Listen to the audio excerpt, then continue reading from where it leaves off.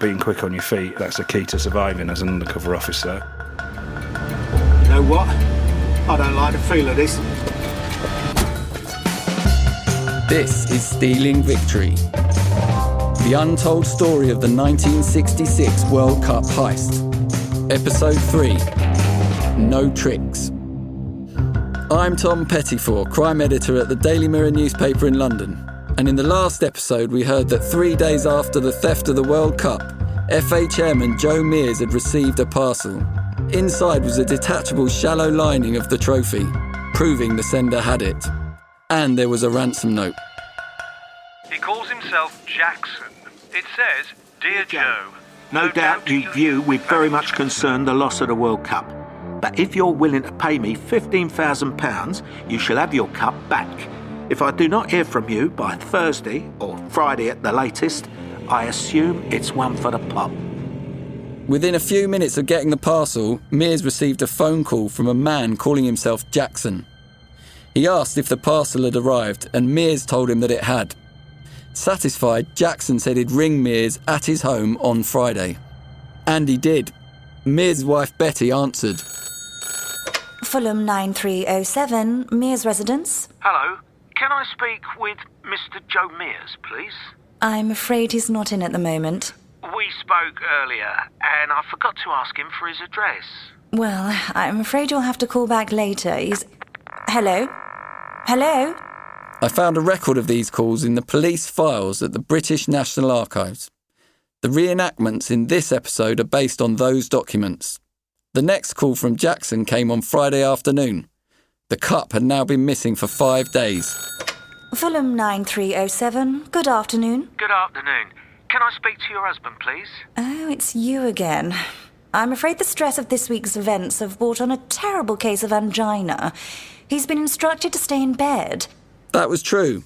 He was bedbound with heart problems. But what the caller didn't know was that Joe Mears had contacted the police, who were monitoring the line.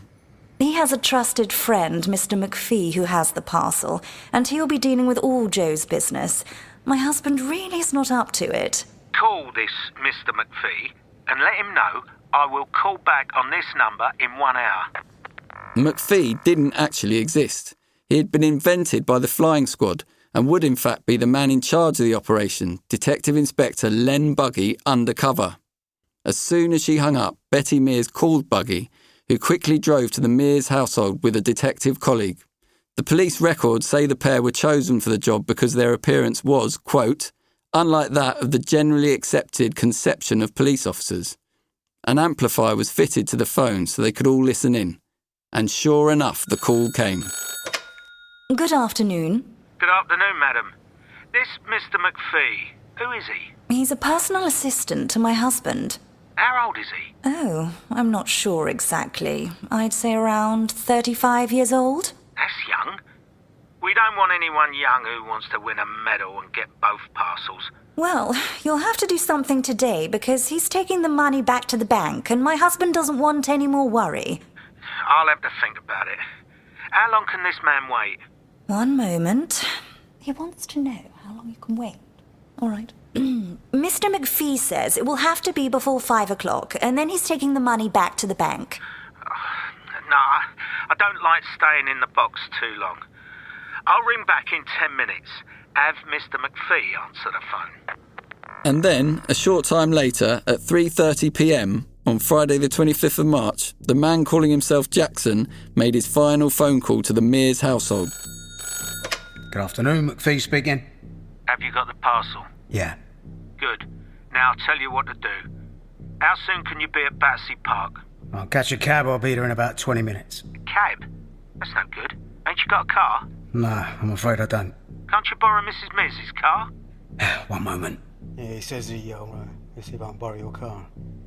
Yeah, she says that'll be fine. Right then. Come over Battersea Bridge to the lights. Turn left into Parkgate Road. Stop just inside the gate to the park and wait in the car. Very well. But how will I know who you are? What's the number of the car? CFC 11 Fawn Ford Zodiac. What do you look like? I'm 5'7", stout build, round face, grey hair, going bald. Grey hair? Going bald? How old are you? 50. 50? Mrs. Mears said you was 35. She's flattering me. All right then. Listen, we don't want any young men with the wrong ideas, you understand? Perfectly. So what you wearing? I'm wearing a dark suit, white shirt and blue tie. So this is what's going to happen. When you get here, get out of the car. Then get back in again. No tricks now, or it's off. Okay, I'm leaving now. Once again, our story unfolds close to the banks of the Thames, this time on the south side. It was a cold day when Buggy turned up at Battersea Park with a briefcase full of money. Well, I say money, it was in fact filled with bundles of paper, a single fiver at the front and the back to make it look genuine. For the sake of £15,000, the police and the FA were risking losing the cup forever, and Buggy was putting himself in serious danger by meeting a criminal alone while undercover. Buggy knew he could be lured to another location where armed thugs might be waiting, and just one slip of the tongue and his cover would be blown. So despite saying he would come alone, the flying squad had arranged backup. Officers would be following in an unmarked van. McPhee? Yeah. Yes. Are you the man I spoke to just now? Yeah, that's me. Have you got the parcel? Yes, I have the money. That's what we like to see. Now we'll have to go and pick up my parcel. You mean the World Cup? Yeah. So, if we're speaking man to man, do you have the 15 grand? I'm not parting with this until I get a cup. I know. But you'll have to trust me. We have to go for a short 10-minute drive to where I can pick up the cup, show it to you, and then you can give me the money. Very well. But how do I know you have the cup and that you're not leading me into a trap to rob me? I sent Mears part of the cup in a parcel. He knows that part is genuine. He must have told you that, didn't he? Yes, he showed that to me. Then you know I must have the cup. I can assure you that you will not meet anyone else. Just you and me, that's all. I've got it tucked away safely, don't you worry. Listen, you can search me if you want before I get in the car. You know, to make sure I haven't got a gun or anything. No, it's fine. Let's go. Jackson ordered Buggy to go around the block as he watched nervously through the rear window to see if they were being followed. Then he said drive east towards Vauxhall. It was en route that, according to Buggy's statement, the two men struck up polite conversation. Is Mr. Mears very ill? Yes, I'm afraid he is. He's had a heart attack worrying about this business. I spoke to him several times on the phone. He didn't sound worried then. But then when I spoke to Mrs. Mears today, she told me he had angina. I'll be honest, I didn't know what it was. I had to look it up, you know. It's a serious heart condition, isn't it? Yeah. He's been worried sick about all this. It's the stress that brought on the attack. Look, when we're done with this, can you tell him I'm sorry? I didn't mean to worry him, but he wanted the cup, we wanted the money. It's as simple as that. But Buggy was a detective, and as well as getting the cup, he wanted to find out more about who else was involved. So, was it you who telephoned him each time then? Yeah. But listen, there is only me to deal with. But you said we. Anyhow, never mind all that. I don't like all this driving around. Where are we going? I'm not comfortable with all this money I have here. Listen, I know I said we. I have someone just watching the cup to make sure it's safe. I know you're worried about the money, but there won't be any violence. There wasn't any violence when we took it, and there won't be any when we hand it over to you. You want the cup, we want the money. End of story. So, you actually took the cup then? Enough of the questions. I said we took it, but as far as you're concerned, you're only going to deal with me. The further east they went, the more industrial the landscape became. Dust from the coal and coke being delivered to the docks hung heavy in the air. They passed by the huge chimneys of Battersea Power Station, which still dominate the skyline today. It was there, while driving along Nine Elms Lane, that Jackson's suspicions began to be aroused. Here's that funny old van following us. That's the type the yard uses. See those slits in the back? They look through those. There could be 3 or 4 blokes in there with a wireless. Slow down and let it pass. If you say so. I don't know about those things. Yeah, well, I have to in my game. Now they were heading for bandit country, as some North Londoners described this part of South London. Buggy would have been fully aware that he was being taken to an area that was home to several notorious crime families. Among them were the Richardson brothers, Charlie and Eddie. Just 2 weeks earlier, Richardson gang member George Cornell had been shot dead by Ronnie Cray outside the Blind Beggar pub in Whitechapel, East London. That had come just days after a Cray twins gang member had been shot dead. The violence gripping London would not have been far from Buggy's mind as he drove around the Oval Cricket Ground. And Jackson was getting increasingly tetchy. Buggy's colleagues weren't helping. While waiting at traffic lights, the police surveillance van drew up a bit too close to them. It's that bloody van again. I don't like this. The tension in the car was mounting. Jackson told Buggy to turn left towards the Elephant and Castle and then take a quick right towards Kennington Park. Then another right. It was clear they were getting close to their destination. Right, pull in over there next to the park. Now, you wait here. And listen now as I tell you how this is going to play out. I'll be away about 5 minutes. Then I'll come back with a cup, unwrap it and show it to you. Then you give me the money. A straight deal, all right? Just as Jackson left the car next to Kennington Park, the same van appeared in front of him. It turned right and parked close by. Jackson stopped, eyeing it suspiciously, before walking on. He was heading back the way they'd come, towards a maze of densely populated back streets. Christ, where's he going now? When Buggy lost sight of Jackson, he decided to follow him in the car. It was a gamble. On the one hand, he risked losing track of the only lead he had. On the other, he might spook the prime suspect and scupper the deal. As he reached the end of the road, Jackson suddenly appeared on the driver's side. What are you doing? I told you to stay where I left you by the park. There's that van again. When you went by it, I thought you were tipping them off that I had the money. Oh, for Christ's sake, man. That van's got nothing to do with me. I was worried it was the police, that's all. Get back in the car. I'll drive in the opposite direction and see if it follows us again. Buggy was thinking on his feet, and he managed to convince Jackson to get back in the car. They started to drive away from the van, and then suddenly... You know what? I don't like the feel of this. What the... Oi! Come back! Jackson had opened the door and jumped out of the car as it was moving. He turned left into a residential road and ran into a builder's yard. Buggy gave chase. Despite being past his prime, Buggy was closing in and managed to clamber over a wall. And then, in the back garden of one of the houses on Lorrimore Road... You're Nick, son. Buggy got his man. I'm arresting you on suspicion of stealing the World Cup. Buggy cautioned Jackson, and he wasn't the only man hiding behind a fake name that day. Further inquiries would reveal that Jackson was in fact retired docker and World War II veteran Edward Betchley, known as Ted. You're listening to Stealing Victory. I'll be back after a short break. This is Stealing Victory. In the 48 hours after Ted Betchley's arrest, intensive searches were made of the houses of his known associates. We know this because it was in a report written for the then head of the flying squad, Tommy Butler. He was known as the Grey Fox because of his cunning and was a household name after leading the successful investigation into the great train robbery 3 years earlier. Once again, the flying squad had caught their man. Well, they caught a man, but crucially, they hadn't got the cup back. Ex-flying squad detective Peter Kirkham gives us his verdict on Buggy's undercover operation. Yeah, he got commended for bravery for doing it.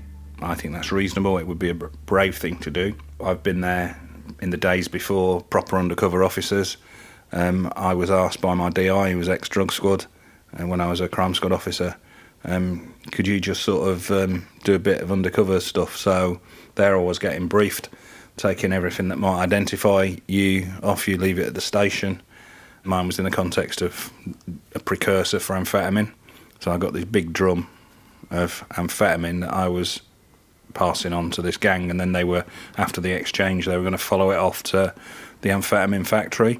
You suddenly realise, hang on a minute, I've got nothing on me to call for help. I've got nothing on me to tell anybody where I am, and I know that lot are out there, but they may well lose me. And if they lose me, I'm on my own, and, it's on my wits to survive. So it does sort of prey on your mind that you're in a very vulnerable and risky sort of position. So I'm sure that was going through Buggy's mind when he was doing this. I just wanted to ask you about the van appearing. So the van's coming quite close behind them. It pulls up next to them when they get to Camberwell New Road. It then, when they park up, it appears again and it stands out. Like, when I read the statement, I just thought that seemed like pretty poor surveillance work. The surveillance team would have been several vehicles. It probably wouldn't be the 8 or 10 or 12 vehicles of a whole variety of types that they would be maybe doing this today. It might be 4 or 5. Well, 4 or 5 vehicles in the mid-afternoon, they're not going to disappear into the background. So they're going to need to keep closer than they might otherwise. If they were just following someone around, and if they lost them, we'll come back and do it again tomorrow, see if they can find out where they're going. They haven't got it tomorrow. If they lose the officer this time, they're putting them at significant risk. And so they're going to be more worried about losing than showing out. Buggy, who's undercover, being quick on your feet, that's a key to surviving as an undercover officer. You do think quickly and come up with explanations for stuff as naturally as you can, but as quickly as you can. And it sounds like he sort of succeeded a couple of times.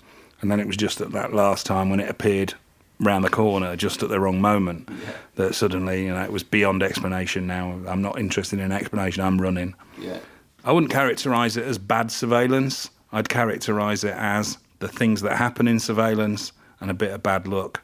I suppose it's fair to say, the call came in really just of now before, so you're right, they would have had hardly any time to prep to get vehicles. But if they had had more than 3 vehicles, surely you'd have thought you'd swap them around. So, like, the van wouldn't pull up by them at the lights and then pull up by them when they park. You'd get the van stopping by the lights and then get the Rover 600 or whatever to park by but they didn't do that. We don't know, from what I've seen anyway, and I suspect it's not actually written down anywhere anyway, but in surveillance all sorts of things happen, and you might want a backup vehicle just at the time the backup vehicle's been balked by traffic lights or traffic or whatever it might be and isn't there. And so you might want to go past and let someone else pick it up, but there is no one to pick it up. Bear in mind as well, we're talking about radio communication. Radio communication was pathetic, even in my day, which was the early 80s. So 15, 20 years earlier, radio communication would have been like 2 cans on a bit of string.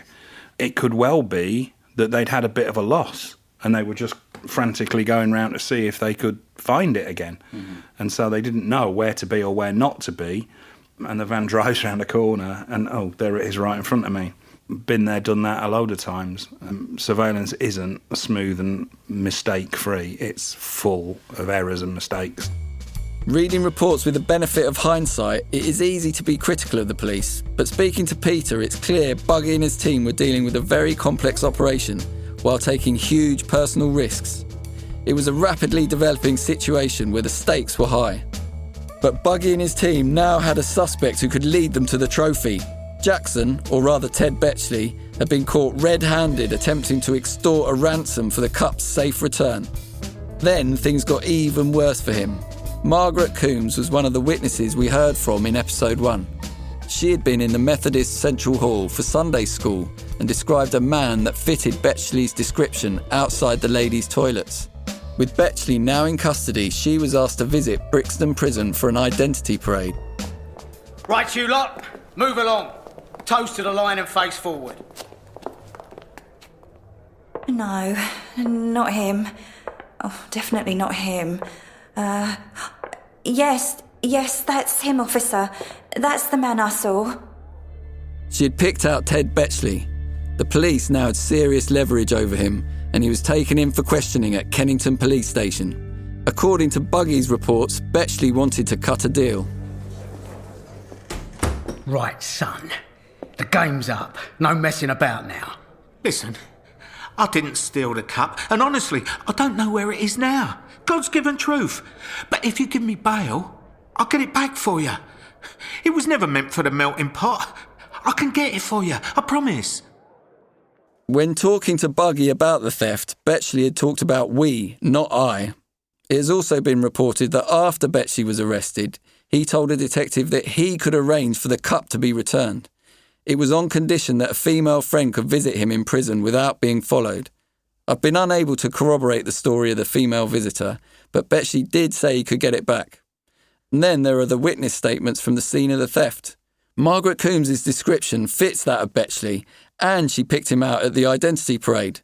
But the guard who had been on duty at the Methodist Central Hall had given a detailed description of a second man.